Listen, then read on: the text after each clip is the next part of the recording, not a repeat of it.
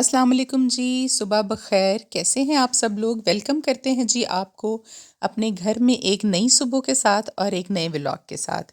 तो आज मैंने कहा चलें आपको घर का थोड़ा सा व्यू दिखाऊं मैं, अंदर से भी और बाहर से भी। ये है हमारा टीवी लाउंज और यहाँ से देखें कि दरवाजे बंद होने के बावजूद सुबह पर्दे हटे होते हैं और शीशा लगा हुआ है मेन दरवाजे के ऊपर। तो बड़ी अच्छी और प्यारी धूप आ रही थी बाहर से, तो देख के बहुत अच्छा एहसास हो रहा था। और अपने सारे घर को मैंने लाउंज को, कमरों को आप देख सकते हैं कि आयात मुबारका के साथ सजाया हुआ है। कोई भी तस्वीर और इस तरह की चीज़ घर में मैंने नहीं लगाई क्योंकि नमाज़ पढ़नी होती है और तस्वीरों वाले रूम में जो है वो नमाज नहीं होती।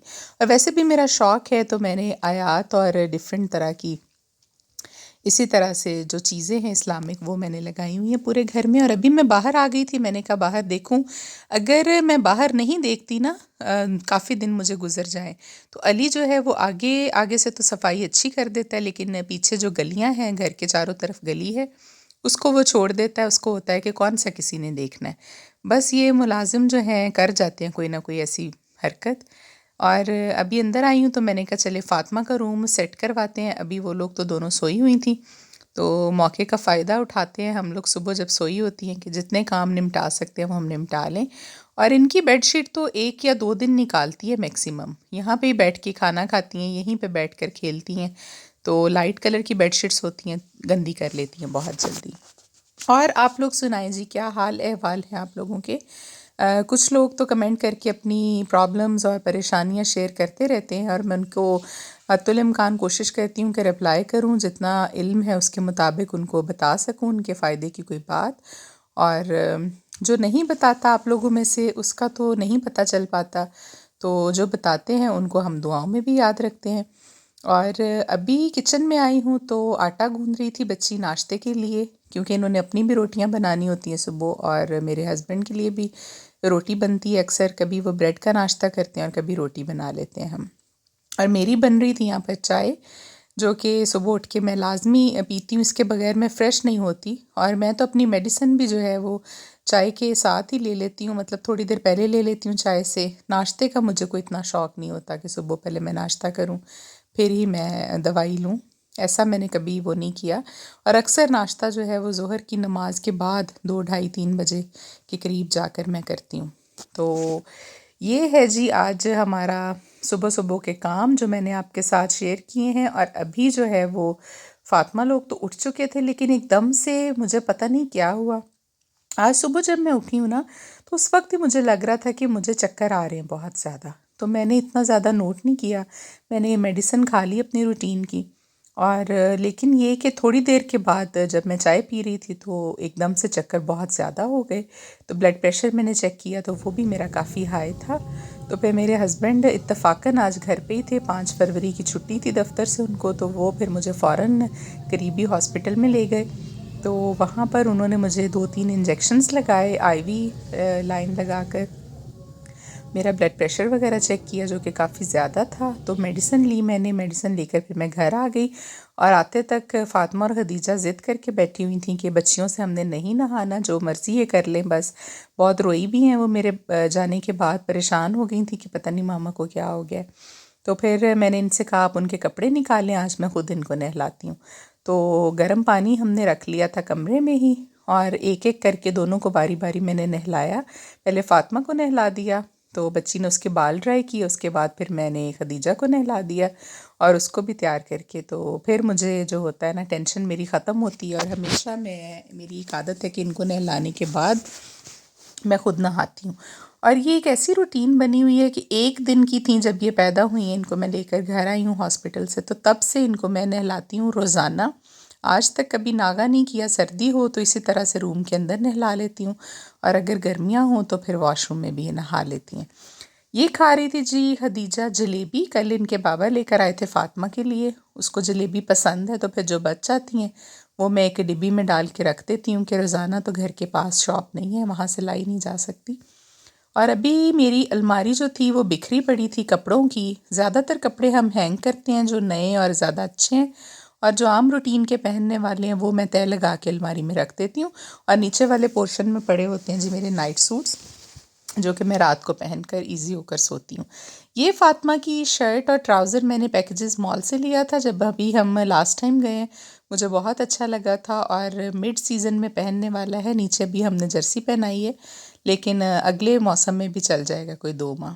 ابھی فاطمہ ہو گئی تھی جی ریڈی اور اس نے ناشتہ بھی کر لیا تھا اور میں نے اس کو قریبی ایک گھر ہے وہاں پر اکیڈمی بنی ہوئی ہے تو میں نے اس کو ٹیوشن ڈال دیا ہے. صرف اس لیے ڈالا ہے اس مقصد کے لیے کہ اس کو وہاں پہ عادت پڑے اکیلے بیٹھنے کی میرے بغیر. اور انشاءاللہ الیکشن کے فوراً بعد 10-15 تاریخ تک ہم اس کا ایڈمیشن کرا دیں گے اسکول میں. تو ابھی تک تو بڑی خوشی خوشی جا رہی تھی بیگ پہن کے بڑی خوش ہو رہی تھی کہ میں ٹیوشن جا رہی ہوں. اور ہم لوگ ابھی بنا رہے تھے جی دوپہر میں کھانا رات کے لیے. 2 ٹائم ہی ہم کھانا کھاتے ہیں ویسے ناشتہ کرتے ہیں اور رات کا کھانا کھاتے ہیں لیکن کھانا میں دوپہر میں ہی بنوا لیتی ہوں. اور فاطمہ کے لیے بنائی ہم نے چکن کڑھائی کیونکہ اس نے کل دال کھائی تھی تو آج اس کا بالکل موڈ نہیں ہے دال کھانے کا. اس کے لیے چکن کڑھائی بنائی. بعد میں پھر اپنے ہسبینڈ کے لیے میں نے جو تھا وہ آلو گوبھی بنائی گوبھی کا سالن. اور آج میرا پلان تھا کھیر پکانے کا تو گاؤں سے میں نے دودھ منگوایا تھا صبح ہی آ گیا تھا. میں نے کہا آج دل چاہ رہا ہے کہ ہم کھیر پکائیں اور ویسے بھی یہ تھا کہ نیاز دلانی تھی مجھے رجب کے مہینے کی. میں ضرور دلاتی ہوتی ہوں تو اس مرتبہ بلکہ میں لیٹ ہو گئی ہوں نیاز دلوانے میں. کچھ کام ہی اس طرح کے تھے مجبوری بن گئی کہ لاہور جانا پڑا ڈاکٹر کے پاس 2 دن لگاتار. تو آج میں نے کہا کہ بالکل کوتاہی نہیں کرنی اس میں. حالانکہ میری طبیعت میڈیسن لے کر آنے کے بعد بھی ٹھیک نہیں تھی لیکن یہ کہ پکانی تو تھی. پھر دودھ آ گیا تھا گاجرے میں آتے وقت لے کر آئی تھی. گاجر والی کھیر ہم نے بنائی ہے. تو بچی سے میں نے کہا آپ گاجروں کو کدوکش کرو. کھیر میں نے خود بنائی تھی کیونکہ زیادہ دودھ تھا ان لوگوں سے ہینڈل نہیں ہونی تھی. کھیر بنانا تھوڑا سا مشکل کام ہے. چلیں جی کام تو چلتے ہی رہیں گے. آج میں نے ایک آپ لوگوں کے لیے بڑی امپورٹنٹ چیز جو ہے وہ میں لے کر آئی ہوں جو کہ آپ کے ساتھ شیئر کروں گی. اور میرے خیال کے مطابق یہ ہر گھر میں ہر فرد کو نہیں تو ہر گھر میں یہ مسئلہ لازمی ہے کہ نظر بد جو لوگوں کو فیل ہوتا ہے کہ ہمیں نظر بد لگ گئی ہے یا پھر جادو ٹونے کا اثر ہوا ہو تو آپ کو کس طرح سے پتہ چلے گا. اس کی کیا خاص نشانیاں ہیں جو کہ احادیث نبوی اور علماء کرام کی بتائی ہوئی ہیں. ہماری اپنی بیان کردہ کوئی بھی چیز نہیں ہوتی ہے. میں آپ لوگوں کو بتاتی چلوں کچھ لوگوں کے کمنٹس آ رہے ہوتے ہیں جی اللہ تعالیٰ کی ذات ہی سب کچھ کرنے والی ہے تو اس سے کون مطلب اس میں کیا شک ہے آپ مجھے بتائیں. کون ڈینائی کر سکتا ہے اس بات سے. اللہ تعالیٰ کی ہی بے شک بنائی ہوئی ہر بات ہے اور بدعت اور شرک تو ویسے ہی حرام ہے ہم نہیں کر سکتے بحیثیت مسلمان. تو ہمیشہ وہی بات میں کرتی ہوں یہاں جو کہ احادیث مبارکہ کے مطابق ہو اور علماء کرام جو بہت بڑے گزر چکے ہیں یا ہیں موجودہ ان کی بتائی ہوئی باتوں کو ہی ہم فالو کرتے ہیں. تو چلیں جی بتاتے ہیں آپ کو وہ 12 نشانیاں جو کہ خاص بتائی گئی ہیں نظر بد اور جادو کے بارے میں. ایک بات آپ کو کلیئر کرتی چلوں کہ نظر بد اور جادو کی علامات کچھ زیادہ ڈیفرنٹ نہیں ہیں.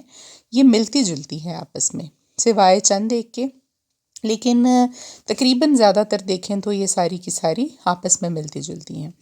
نمبر 1 ہے جی سب سے پہلے پیشاب کا بار بار آنا. آپ کو یہ ہے کہ بغیر کسی وجہ کے آپ نے پانی بھی زیادہ نہ پیا ہو تو بار بار آپ حاجت کے لیے جائیں واش روم تو یہ بھی اس بات کی نشانی ہے کہ آپ لوگوں کو نظر بد یا اس کا جادو کا کوئی اثر ہو سکتا ہے. نمبر 2 ہے جی عبادت میں آپ کا دل نہ لگنا. آپ فوکس کریں تو آپ سے کوئی کام نہ ہو. یہ بھی 2 علامات اس میں آتی ہیں کہ عبادت میں دل نہیں لگتا آپ کا اور بار بار آپ کو وسوسے اور خیال آتے ہیں. اور دوسرا یہ کہ جی کسی کام میں آپ فوکس نہ کر سکیں. آج ایک کام کیا تو کل اس سے دل و چاٹ ہو گیا تو دوسرا کوئی اور شروع کر لیا. یہ بھی اس کی علامات میں سے ہیں. اور چوتھے نمبر پر بہت اہم چیز وہ یہ ہے کہ چہرے اور جسم پر کالے دھبے یا نیلے رنگ کے دھبے پڑنے. یہ بہت بڑی ایک علامت ہے اور میرے اپنے ساتھ ایسا ہو چکا ہے کافی زیادہ کہ مجھے یہ ہونا شروع ہو گیا تھا. پھر اللہ کا شکر ہے کہ میں نے بھی ایک وظیفہ کیا جو آپ کے ساتھ شیئر کروں گی تو اللہ نے مجھے اس سے چھٹکارا دیا اور اب مجھے داغ نہیں بنتے. اور 5 نمبر پر ہے جی خاص بیماری نہ ہونے کی وجہ سے نہ بھی ہو تب بھی آپ ہر وقت اپنے آپ کو بیمار اور لاغر اور کمزور محسوس کریں، تو یہ اگر آپ لوگوں میں سے کوئی فیل کرے تو اس پہ بھی ضرور پھر آپ غور کیجیے گا۔ نمبر 6 پر ہے جی سر پر وزن رہنا اور آنکھوں کے اوپر بھی وزن کا محسوس ہونا آپ کو۔ اور نمبر 7 ہے جی دل کی دھڑکن کا کم یا زیادہ ہونا بار بار، اور خاص طور پر آپ کو موت کے بارے میں خوف آنا کہ مجھے یہ نہ ہو کہ ابھی میں مرنے والا ہوں، یہ بھی اس کی ایک بہت بڑی جادو کی علامت ہے۔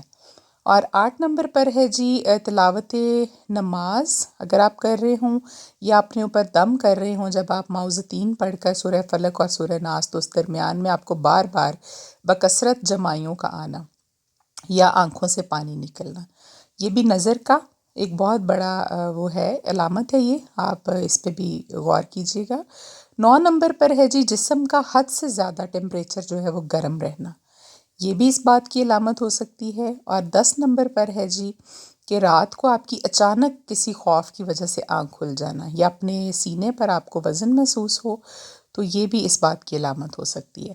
11 نمبر پر ہے جی آپ کو یہ محسوس ہونا کہ کوئی آپ کو ٹکٹکی باندھ کر دیکھ رہا ہے جبکہ آپ کے ارد گرد اور آس پاس کوئی موجود نہ ہو، تو یہ بھی اس کی ایک علامت ہے۔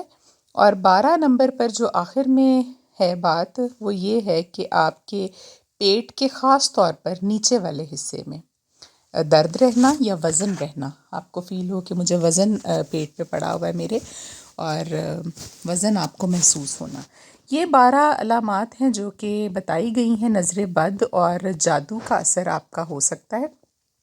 اب اس کے علاج کی طرف چلتے ہیں جی۔ سب سے پہلے تو یہ ہے کہ آپ معوذتین پڑھیں، جو سب سے آسان اس کا طریقہ ہے۔ سورہ فلق اور سورہ ناس پڑھ کر اپنے اوپر خود دم کریں یا کوئی آپ کو کر دے، یا پانی پر پڑھ کر آپ اس کو پی لیں، یہ اس کا حل ہے۔ اور دوسرا جو اس کا ایک اور بہت بڑا حل ہے وہ یہ ہے جی سورہ توبہ کی آخری آیات آپ نے اول و آخر 3 مرتبہ درود شریف پڑھ کر، تو 3 مرتبہ یہ آیت پڑھنی ہے، لَقَدْ جَاءَكُمْ رَسُولٌ، یہاں سے لے کے آخر تک جہاں تک یہ صورت ختم ہوتی ہے سورہ توبہ۔